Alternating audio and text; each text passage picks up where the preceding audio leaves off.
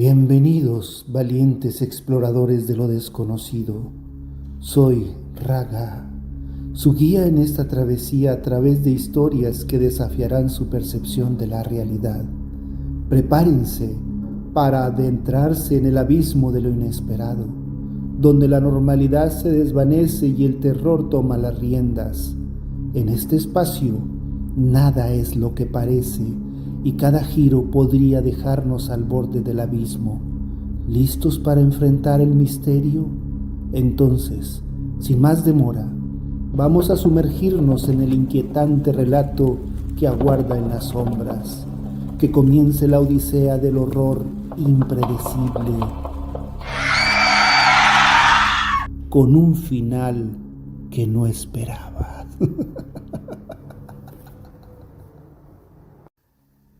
El sacrificio, escrito por Raga. En una tarde lluviosa, los fuertes vientos azotaban los árboles, inclinándolos hasta el suelo, y los truenos retumbaban como heraldos de una tormenta apocalíptica. En el rincón de una choza improvisada con palos, hojas, madera y lámina, se desenvolvía una escena que, en circunstancias normales, estaría llena de felicidad. Sin embargo, la furia de la tormenta teñía de preocupación el ambiente.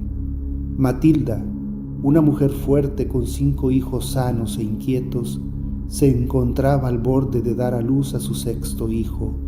Su esposo, Nicario, un hombre recio del campo con el rostro curtido por el sol, reflejaba el orgullo de su descendencia y la felicidad de ser el constante luchador que proveía para su familia. Pero algo no estaba bien. A pesar de la tormenta que azotaba afuera, Matilda, con su experiencia en partos, intuía que algo iba mal. No importaba cuánto se esforzara, no lograba expulsar a su hijo.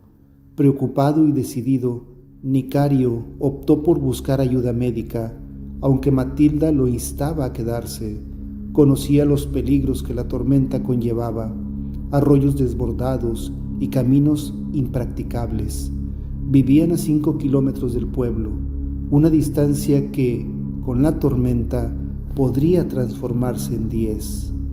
Dispuesto a todo, Nicario ensilló su caballo y partió en busca de su ayuda. El viento y la lluvia azotaban su rostro, obligándolo a cerrar los ojos. Su caballo, noble y consciente, luchaba por mantenerse en pie en medio de la tormenta. Árboles caían a su paso y el lodo se convertía en una carga pesada que dificultaba avanzar. Al llegar al arroyo, la crecida impedía el cruce, confirmando los temores de Matilda. A pesar de sus esfuerzos, el caballo se resistía y la tormenta aumentaba su furia, creando olas que envolvieron al jinete y su montura. Nicario, desesperado y sintiendo que el arroyo era un obstáculo entre la vida y la muerte de Matilda, forzó a su caballo a entrar a la fuerza. La tormenta no cedía y el arroyo se convirtió en una trampa mortal. A pesar de sus esfuerzos, tocaron fondo varias veces. Las rocas hicieron su cruel papel y el arroyo se tiñó de rojo. Un último suspiro escapó de Nicario. Al día siguiente, los hombres del pueblo encontraron a Nicario y su caballo juntos, como un pacto de lealtad que perduraba más allá de la muerte. En el rostro de Nicario se leía una mezcla de preocupación y frustración. Intuyendo la gravedad de la situación, corrieron hacia la casa de Matilda. La escena era aterradora. Un cuchillo en manos de Matilda con el vientre cortado y a su lado sus 5 hijos con un hermoso varón acurrucado en sus brazos como un conmovedor testamento del sacrificio de sus valientes padres. Las gemelas. Escrito por Raga, año 1583, en un pueblo llamado Nexbury, nacieron 2 gemelas hermosas. Sus ojos negros como un abismo profundo, tenían un brillo extraordinario y el color de piel era como el oro, un cobrizo sin igual. Ellas vivían en una granja a las afueras del pueblo.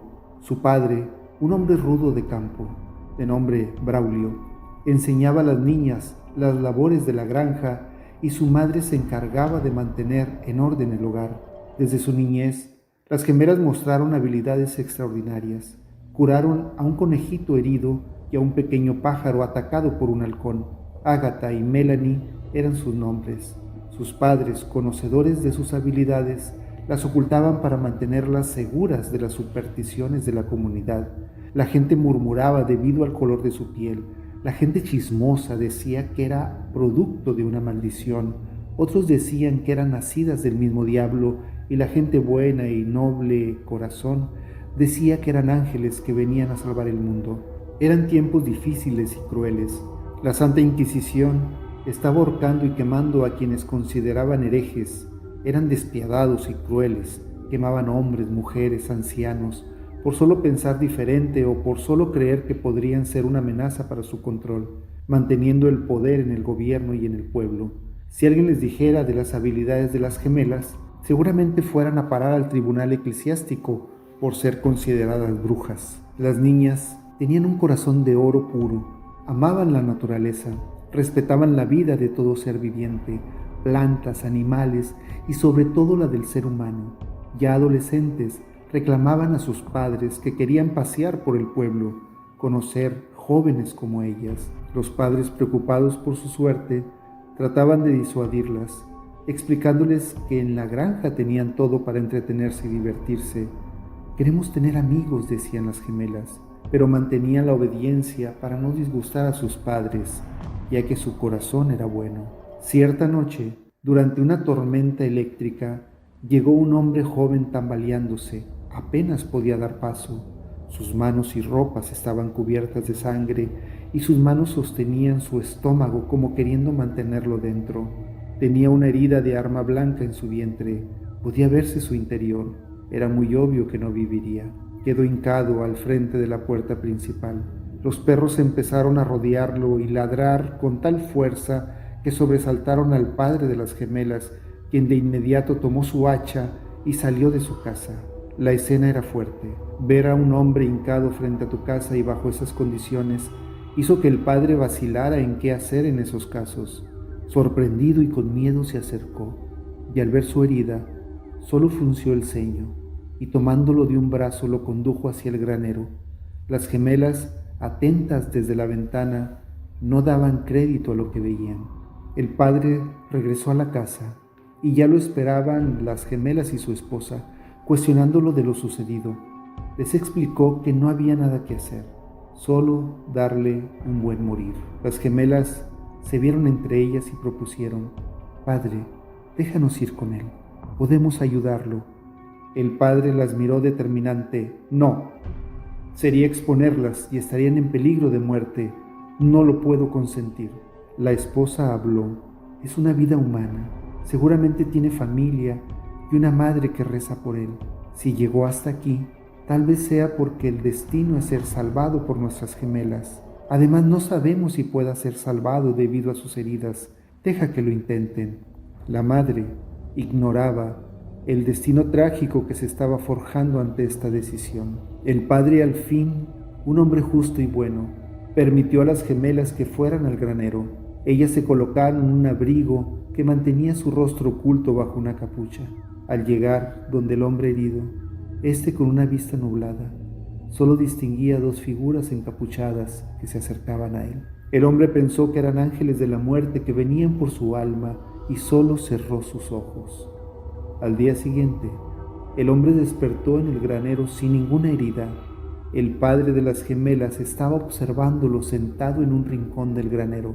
El hombre se incorporó y vio al padre de las gemelas que lo observaba. «¿Qué sucedió?», preguntaba el hombre aún aturdido. «¿Dónde estoy?». El padre lo invitó a sentarse y tranquilizarse. «Despacio, joven. Anoche llegaste a la puerta de la casa sin aliento y cubierto de sangre. Te desmayaste y te traje a este granero. ¿Ya estás bien?». «Sí, me siento bien», contestó el hombre. «Unos sujetos me asaltaron. Se llevaron mi caballo y pertenencias y además me abrieron con una espada el estómago». «Tal vez con el susto lo imaginaste», refirió el padre. Probablemente tú heriste a alguien y es la sangre que traías.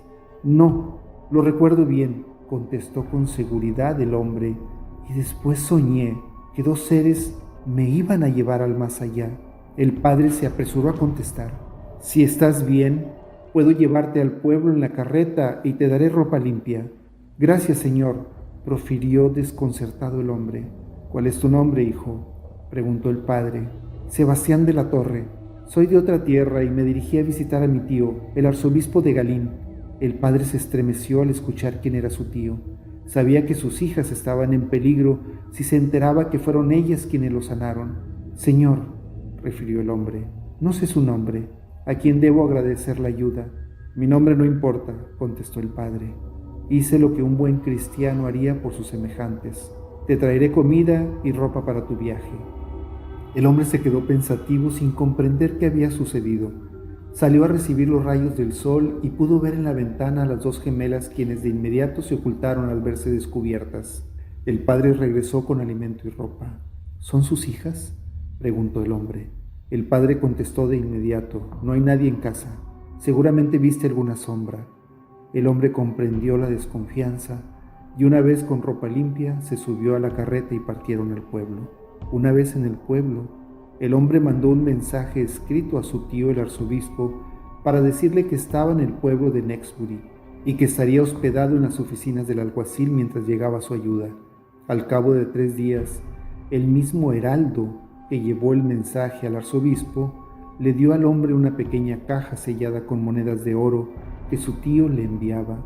Compró ropa, comida y caballos, así como puñales y una espada para su protección. Esta vez, el alguacil y sus hombres lo acompañaron. Una vez que llegó con su tío, de inmediato platicó su historia del asalto y después su recuperación en forma milagrosa. El arzobispo, bastante interesado por la historia, aclaró: ¿no fue una pesadilla, sobrino? Su sobrino aseguró: estoy seguro que no fue un sueño. Además, 2 seres se acercaron a mí cuando estaba en el granero y recuerdo un poco de ello, pero sentí cuando colocaron sus manos sobre la herida. Después ya no sé qué sucedió. El arzobispo abrió sus ojos exageradamente y pronunció: ¡demonios! Son demonios que están tratando de engañarte. Solo los demonios tienen el poder de hacer esto. Su sobrino lo miraba sin saber qué responder. Solo murmuró unas palabras: el Señor fue muy amable y le debo la vida. ¡Engaños!, pronunció el arzobispo. Así se mueve Satanás. Te brinda su copa para después llenarla de tu sangre. Es tu deber cristiano señalarme su ubicación. Mientras la tragedia se formulaba, el padre de las gemelas, previniendo lo peor, las llevó a una cueva en las montañas para ocultarlas. Sabía que la historia llegaría a oídos del arzobispo y estaba seguro que vendrían a su granja a investigar. No fue sino a 3 días en el amanecer, cuando estaba a punto de salir a dejar en la cueva el desayuno a sus hijas, cuando unos hombres a cargo del alguacil tocaron la puerta. El hombre vio cómo sus miedos se hacían realidad. Abrió la puerta con fuerte determinación y encaró al alguacil. El alguacil se hizo a un lado para dar paso al procurador fiscal, responsable de investigar las denuncias e interrogar a testigos. El procurador fue directo. Hace 6 días dieron hospedaje a un hombre herido. El padre de las gemelas asintió. Así es, solo que no estaba herido. El procurador refirió: ¿dice usted que el sobrino del arzobispo es un mentiroso e inventó este cuento? No, señor, repuso el padre de las gemelas. Solo digo que estaba confundido por el asalto. Nosotros solo lo ayudamos. ¿Y es verdad que 2 seres demoníacos curaron sus heridas? Imposible, señor. Eso debió ser un sueño perturbador. Probablemente tenía alta temperatura e imaginó tal cosa horrenda. Ordenando el procurador: muéstrame a tus hijas, hablaré con ellas. No están, señor. Salieron a una diligencia a un pueblo vecino. ¿Y cuándo regresan?, preguntó el procurador. En 10 o 12 días, señor. Estamos haciendo los trámites para que se conviertan en novicias al servicio del excelentísimo Papa. El procurador observa una bolsa de cuero con alimentos sobre la mesa. ¿A dónde llevas esos alimentos?, preguntó. Me preparo para ir a cazar ciervos. ¿Y quién te acompañará?, refirió el procurador. Iré solo. Debemos prepararnos para el invierno y son varios días. El procurador, un hombre lleno de rabia y coraje contra los que creía eran sus enemigos, los rebeldes que se oponían a las prácticas religiosas, vio en el padre de las gemelas a uno de ellos. «Apresen a este hombre», ordenó. «Irá a la tortura hasta que diga la verdad». En ese momento, la esposa salió corriendo por la puerta trasera y el comisario, al escucharla, fue tras ella. Unos minutos más tarde regresó. Murió, cayó al barranco. Su cuerpo quedó destrozado. El padre de las gemelas enloqueció y luchó contra los hombres que lo aprisionaban. Cuando se abalanzó sobre el procurador, una filosa daga penetró su corazón. El procurador ordenó que sus cuerpos fueran llevados al pueblo y quemados en la hoguera, como advertencia de que así terminarían los que ayudasen a las gemelas y aquellos que dieran información para localizar o encontrar a esos seres demoníacos serían recompensados con 20 coronas de oro. El pueblo, conocedor de los alrededores, salió de inmediato a buscar a las gemelas. 20 coronas era una fortuna y no podía desaprovechar la oportunidad. Las gemelas, ajenas a la tragedia que se cernía sobre ellas, empezaban a preocuparse por la tardanza de su padre. Temiendo lo peor, salieron en su busca. Tal vez cayó del caballo y necesite ayuda, comentaban las gemelas. Al llegar al río se sorprendieron de ver a tanta gente con palos, cuchillos, trinches y espadas. Más se sorprendieron cuando, al ser descubiertas, todos fueron tras ellas. Nada podían hacer. La muchedumbre, llena de codicia, se abalanzaron sobre ellas, arrebatándoselas entre ellos. «Son mías, no mías», gritaban entre ellos. Los hombres más fuertes las tomaron y no permitieron que ya nadie se acercara, blandiendo sus espadas sobre ellos y amenazándolos de muerte si alguien se las arrebataba. Entre gritos y escandalosas voces llegaron al pueblo. El procurador les dio una mirada de satisfacción. Al llegar, las despojaron de sus ropas. Hubo un momento de silencio. Sus cuerpos eran de un cobrizo exagerado. Sus rostros, a pesar de las amenazas de la gente del pueblo, lucían radiantes. Solo sus miradas transmitían el miedo que sentían. El procurador se acerca a las hermanas gemelas, no sin antes satisfacer su morbosa mirada sobre ellas. «¿Son ustedes las hijas de aquellos pecadores que cuelgan allá?», y señala una escena macabra donde sus padres carbonizados colgaban de un árbol. Ellas gritaron de dolor y su mirada de miedo se convirtió en odio. Al ver al procurador, éste sintió un frío recorrer por su espalda. El cobarde procurador, al sentir tal escalofrío, pronunció: «Son hijas del Averno, las colgaremos y después las quemaremos». Los hombres que las llevaron reclamaron de inmediato su recompensa y la repartieron entre ellos. De inmediato el pueblo fue por 2 sogas y las colocaron alrededor del cuello de las gemelas. Cuando subieron las cuerdas al mismo tiempo, ambas cuerdas se rompieron, dejando sorprendidos a los parroquianos morbosos. «¡Quémenlas vivas!», gritó el procurador. Las amarraron junto a un tronco y colocaron suficiente leña para quemar un edificio. Las llamas empezaron a subir hacia las gemelas. Ellas clamaron al cielo por justicia y sus cabellos empezaron a cambiar de color a un rojo intenso. Sus ojos negros se tornaron rojos como las brasas que las amenazaban. La gente gritaba fuera de sí: «¡Son brujas! ¡Son brujas!». Al llegar el fuego a sus cuerpos, las gemelas se habían transfigurado en seres verdaderamente hermosos. Su cuerpo brillaba tan fuerte que te cegaba al verlas. Los colores de las llamas cambiaron a un azul intenso y no eran capaces de dañar a las gemelas. Los amarres que las sujetaban cayeron y ellas se mantuvieron dentro de las llamas. Los hombres cayeron al suelo llenos de temor y las mujeres se desmayaban ante tal escenario. El procurador tomó un frasco de agua bendita y, acercándose a las gemelas, lo arrojó hacia ellas. El agua se volvió hacia el procurador convertida en una llama que lo envolvió completamente, corriendo por la calle y gritando de dolor hasta que cayó muerto. Todos espantados empezaron a correr, pero un círculo de fuego los detuvo el paso. El comisario y sus hombres fueron levantados como plumas con el viento y después fueron envueltos en llamas sin poder moverse. El resto del pueblo perdió la cordura. Las gemelas salieron del pueblo maldito, no sin antes dar cristiana sepultura a sus padres. Atrás de ellas quedó el pueblo de Nexbury, ahora llamado el pueblo maldito de los locos. Los juglares cantan en cada pueblo que dos hermanas guerreras de piel como el sol están librando batalla con la Santa Inquisición, formando un ejército con los prisioneros liberados. Pronto la historia cambiará y la religión de control caerá. Una aventura en el bosque, escrita por Raga. 4 jóvenes decidieron aventurarse en un campamento a las afueras de la ciudad, llevando consigo todo lo necesario para disfrutar de 2 noches bajo el manto estrellado, incluyendo linternas de gran alcance por si avistaban algún objeto volador. Equipados con cuerdas, una espaciosa tienda para 4 personas, agua, comida y cerillos, todo estaba listo para la emocionante aventura que les aguardaba. La anticipación por el viaje embargaba sus corazones. Ron, el experimentado en actividades al aire libre, asumió el liderazgo con su vasta experiencia en terrenos difíciles y travesías con animales salvajes. Sin embargo, olvidó un detalle esencial para cualquier explorador: verificar las condiciones meteorológicas antes de partir.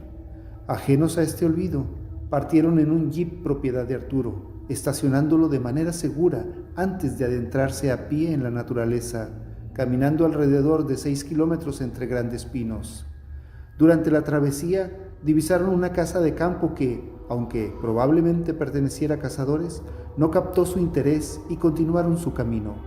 Ron les tenía reservado un lugar mágico, un gran árbol frondoso con sombra perfecta y un mirador frente a él, ofreciendo una vista panorámica espectacular. A lo lejos se distinguía el pequeño pueblo donde habían estacionado su jeep, confiándolo a José, un niño que se ofreció a cuidarlo por una propina.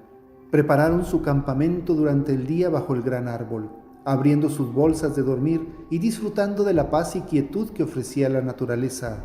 Billy demostró ser un excelente cocinero durante la fogata nocturna, y cuando llegó la medianoche, decidieron retirarse a dormir. Sin embargo, un ruido ensordecedor y una luz cegadora los despertaron abruptamente, enfrentándose a un cielo iluminado por una tormenta de rayos y un viento que amenazaba con llevarse su frágil refugio. Ante la incertidumbre, Ron recordó la cabaña grande que habían pasado. No estaba lejos y parecía ser el refugio perfecto para enfrentar la tormenta. Comunicó su idea y rápidamente se dirigieron hacia la cabaña. Al llegar, la puerta estaba sin llave, así que entraron sin dificultad. Encontraron la cabaña amueblada y limpia, con comida en el refrigerador, aunque deshabitada en ese momento. Ron colocó un letrero en la entrada indicando que solo buscaban refugio de la tormenta y prometiendo dejar todo como lo encontraron. Subieron al segundo piso, encontrando una habitación con 2 camas individuales donde decidieron descansar para no desacomodar el lugar. Mientras la tormenta continuaba afuera, se sintieron seguros y afortunados de encontrar una cabaña en medio del bosque. A pesar de los ruidos y luces de la tormenta, la habitación resultó sorprendentemente cómoda. De repente, las luces cesaron. El ensordecedor ruido se detuvo y una pequeña neblina comenzó a filtrarse en la habitación. La observaron perplejos antes de caer rendidos de la intensa experiencia. Un extraño zumbido y un movimiento suave los despertaron sobresaltados. Al levantarse, sintieron una extrañeza en sus cuerpos. Intentaron abrir la puerta sin éxito, lo que generó pánico. ¿Qué pasó?, gritó Arturo. Ron empezó a patear la puerta de madera, la cual pareciera que era un bloque de acero. En ese momento, la habitación empezó a transformarse en una celda de acero y un ser extraño con una cabeza grande y ojos negros los observaba minuciosamente. Gritaron horrorizados, pero sus voces no emitieron sonido y de inmediato perdieron el conocimiento. Al recobrarlo, se encontraron sentados bajo el árbol donde habían colocado su refugio temporal. El árbol estaba seco, marcado por un rayo que había impactado en él. Sus pertenencias se habían perdido con el viento de la tormenta. Al bajar al pueblo, el jeep ya no estaba. Seguro fue robado. ¿Qué más podían esperar? Además, notaron que el pueblo lucía diferente. Había casas abandonadas que no recordaban haberlas visto. Un viejo los vio bajar del bosque y les llamó para ofrecerles agua y un bocadillo. Ellos le platicaron su historia de cómo un rayo había impactado el árbol y perdieron el conocimiento hasta que pasó la tormenta, dando gracias de haber salido ilesos. Así también cómo habían estacionado su jeep y este ya no estaba. El viejo frunció el ceño y los miraba con cierta extrañeza.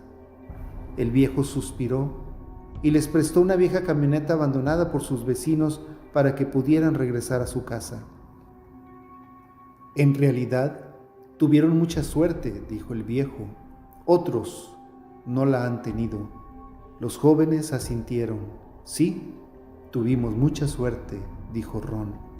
Notaron que el viejo lo seguía viendo muy concentrado, como si quisiera recordar algo. Pensaron que tal vez era normal. Al fin, un viejo ya, probablemente con algún problema en su mente. ¿Cuál es su nombre?, preguntó Arturo. José, respondió el viejo. ¿José?, repitió Arturo. Igual que el niño a quien le encargamos el jeep. Al despedirse, el viejo les preguntó, ¿en qué año estamos? En el año 2023, agosto del 2023, respondieron los jóvenes, viéndolo con un poco de extrañeza. El viejo los miró con profunda tristeza y levantó la mano en señal de despedida. Partieron rumbo a su casa, no sin antes escuchar las recomendaciones del camino por el viejo José. Cuando se alejaron, el viejo regresó a su mecedora y leyendo un panfleto decía: Año 2063. Se aproxima la guerra. Únanse y defiendan su país. El espejo mágico, escrito por Raga. Marianito, un niño que irradiaba vitalidad con su piel cobriza y cabellos dorados, llegó al mundo de manera prematura, enfrentando pronósticos desfavorables al nacer. Sin embargo, en un verdadero milagro de la fuerza de la vida, logró superar los momentos críticos. Los padres se encontraron en una encrucijada, debatiendo entre el deseo de que su hijo viviera o de que la misericordia divina se llevara su alma. Marianito no había madurado completamente su médula espinal al nacer, resultando en una parálisis permanente que afectaría sus piernas, brazos y torso, a pesar de que su inteligencia, visión, oído y habla permanecían intactas. A lo largo de los años, Marianito se adaptó a una silla de ruedas especial que sus padres habían mandado a fabricar para él. En el año 1754, cuando cumplió 17 años, sus expectativas de vida eran escasas, pero había logrado superar 17 años más de lo previsto. Sus padres, que viajaban con frecuencia, le trajeron un regalo especial durante uno de sus viajes a la India, un espejo con un marco de madera labrada a mano y unas extrañas piedras que brillaban intensamente, aunque Marianito lo recibió con cierta indiferencia. Acostumbrado a regalos constantes para compensar su soledad, este regalo en particular cambiaría su vida. Al subir a su habitación, vio el espejo apoyado contra la pared y observó un pequeño destello flotante en el reflejo de la parte inferior de su cama. Sin embargo, no le dio mayor importancia en ese momento. Al día siguiente, el jardinero le preguntó dónde quería colocar el espejo, y Marianito decidió que lo pusiera en la pared de enfrente para poder ver desde la cama.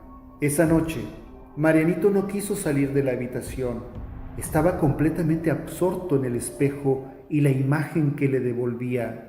Le habló a su propio reflejo y comenzó a descubrir una nueva forma de entretenimiento.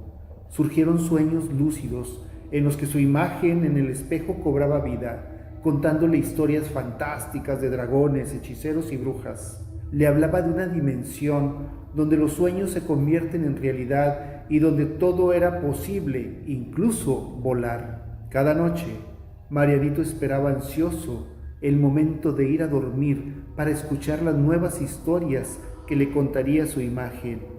Una noche, bajo una luna llena teñida de rojo, Marianito fue a dormir temprano.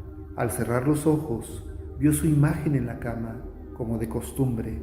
Al abrirlos, la imagen le reveló una historia especial. Habló de un niño que, como él, no podía caminar, pero que había descubierto unas palabras mágicas para entrar a otra dimensión y así poder caminar. Marianito, emocionado, preguntando por las palabras mágicas, la imagen le pidió que la repitiera.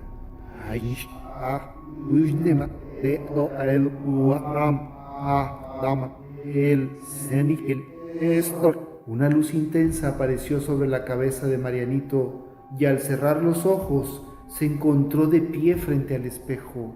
Aturdido, Marianito se percató de que aún estando de pie no podía moverse, hablar ni pronunciar palabra alguna. A partir de ahora, le dijo la imagen, te moverás y hablarás cuando yo lo desee. La imagen volvió a la cama y durmió tranquilamente. Al día siguiente, los gritos de Marianito alertaron a la servidumbre y a sus padres. Lo que vieron fue sorprendente. Marianito estaba de pie. Nadie podía creerlo y la servidumbre experimentó el milagro. Sin embargo, Marianito, con calma, ordenó que retiraran el espejo que le recordaba su limitación. Desde dentro del espejo, una figura tenue de un joven postrado en la cama trataba de gritar pidiendo auxilio, alegando ser el verdadero Marianito. Una madre dedicada, escrita por Raga. La señora Linda, una mujer cariñosa con sus hijos, Sara y Rosita, quienes eran su mayor tesoro. Su esposo, un hombre de negocios, pasaba muy poco tiempo en casa y la señora Linda se encargaba de manejar su hogar con perfección. María, la nana de las niñas, asumía un papel fundamental, mostrándose responsable y cuidándolas como si fueran sus propias hijas. Se ocupaba de alimentarlas, prepararles el baño y ayudarlas con sus tareas escolares, actuando con un amor maternal genuino. A pesar de la armonía en el hogar, las niñas, Sara y Rosita, experimentaban algunos cambios en su comportamiento, según lo observaba su madre, la señora Linda. Su rendimiento académico disminuyó y mostraron una pérdida de apetito. El doctor Bruno atribuyó estos síntomas a una fase de depresión pasajera, algo natural para su edad. La familia, confiando en que era temporal, aceptó la situación y esperaban que pronto todo volviera a la normalidad. La señora Linda, siempre preocupada por sus hijas, dedicaba largas horas a permanecer junto a sus camas. De vez en cuando, se asomaba por la ventana esperando la llegada de su esposo para darle la bienvenida. Sus días transcurrían de manera rutinaria, aunque para ella el tiempo seguía su curso normal. Sin embargo, para las niñas, ver a su madre velar por ellas cada noche no era una rutina común, más bien les causaba angustia, miedo y contribuían a su ya diagnosticada depresión. Finalmente, las niñas compartieron con María, la nana, la perturbadora noticia de que su madre las visitaba por las noches, impidiéndoles conciliar el sueño. Al principio, María se mostró escéptica, pero decidió pasar la noche en la habitación de las niñas. Fue entonces cuando presenció con horror a la señora Linda sentada al pie de la cama. Un grito ahogado escapó de su garganta al ver a la difunta observando a las niñas. Los mejores amigos, escrito por Raga. En una noche de viernes, la cantina del pueblo resonaba con las animadas voces de los parroquianos. El bullicio era la rutina de Narciso y sus amigos, quienes, como ritual, se reunían después de una dura jornada en el campo. Juegos de dominó, cartas y billar se entrelazaban con las risas y el inconfundible tintineo de las cervezas. Narciso, Un hombre de fuerza apacible siempre llegaba primero, preparando el terreno para una noche de camaradería y distracción. Sin embargo, en esa ocasión, la ausencia de uno de los suyos, el fantasma, creó una inquietud en la armonía. Este personaje, con albinismo y cabello blanco como la nieve, faltaba por primera vez. Sus amigos atribuyeron su ausencia al trabajo, aunque la preocupación flotaba en el aire. Cuando finalmente llegó el fantasma, la alegría resurgió entre bromas y cervezas, pero la inquietud persistía. La singularidad del albinismo del fantasma a menudo atraía miradas curiosas, pero su presencia era tan regular como la misma rutina. Esa noche, sin embargo, algo parecía fuera de lugar. La camaradería continuó. Ya viendo que la noche avanzaba, cada parroquiano se despidió y el fantasma y Narciso emprendieron el camino a casa. Vecinos con solo 4 casas de separación, compartían no solo la amistad, sino también la calle iluminada por la luz de las farolas que danzaban con las sombras de la noche. Al llegar a casa, Narciso, por costumbre, se despidió del fantasma, pero al entrar, una quietud inhabitual ocupaba su hogar. Su esposa no aguardaba en el sillón como era su hábito. Inquieto, se acercó a la habitación donde la sorpresa lo embargó. Su esposa, ya dormida, con el cabello húmedo.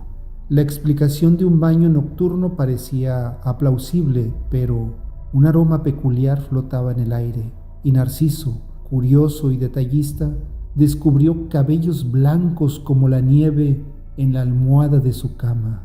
Estos desafiaban la casualidad.